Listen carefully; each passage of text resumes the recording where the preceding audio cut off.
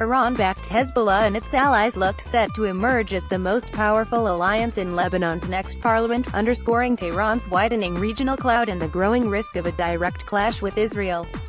Early results from Sunday's elections show the alliance, led by the Shiite Hezbollah, a political group and armed movement, becoming the largest, with an estimated 56 of parliament's 128 seats, according to local media. The main loser was the party of Saudi Arabia-backed caretaker Prime Minister Saad Hariri, which lost a third of its parliamentary seats. The win has geopolitical implications because of concern in the US, Israel and Saudi Arabia about Iran's growing influence in the Middle East.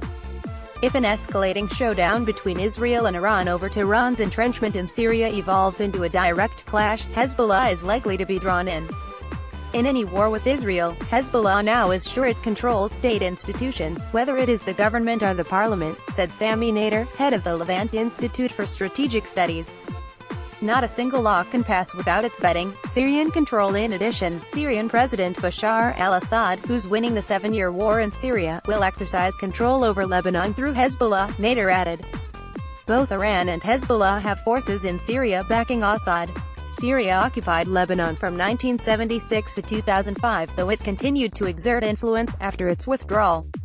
Hezbollah's chief, Hassan Nasrallah, struck a conciliatory tone after the preliminary election results came in, urging factions to work together to address the country's problems, and asked his supporters not to gloat. The prevailing spirit should be a collaborative one, despite the strategic differences we have, Nasrallah said in a televised speech.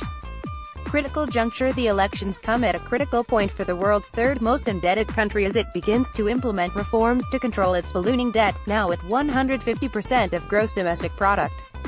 With the economy battered by sectarian conflict and the influx of 1.5 million refugees from the Syrian civil war, the incoming government will have to adopt structural and fiscal reforms to secure $11 billion pledged at a donors' conference in April. Hezbollah had been expected to benefit from the collapse of Hariri's coalition and new electoral laws. Hariri's future movement won 21 seats, the prime minister said at a news conference, down from its current 33, though he remains head of the largest Sunni bloc. Voter turnout was estimated at 49.2%. Final results are expected later Monday. Hezbollah, which was founded after the Israeli invasion of Lebanon in 1982 and is classified as a terrorist organization by the U.S., has faced off with Israel across the decades, including in a month-long war in 2006. Israeli warning. Naftali Bennett, a member of Israel's security cabinet, said on Twitter that the Lebanese elections results reinforce what has been our approach for a while: Hezbollah equals Lebanon. The state of Israel will not differentiate between the sovereign state of Lebanon and Hezbollah, and will view Lebanon as responsible for any action from within its territory, he wrote on Twitter. Hariri retorted, Israel is looking for any excuse to pounce on us. 9-year gap. Legislative elections were last held in 2009 and Parliament has since extended its own term twice, citing security concerns related to the Syrian conflict and claims by Christian groups and others that they were underrepresented under the old vote rules. The polls were held under a new law based on proportional representation that's meant to more accurately reflect Lebanon's complex sectarian demographics. The current parliament's term ends on May 20th.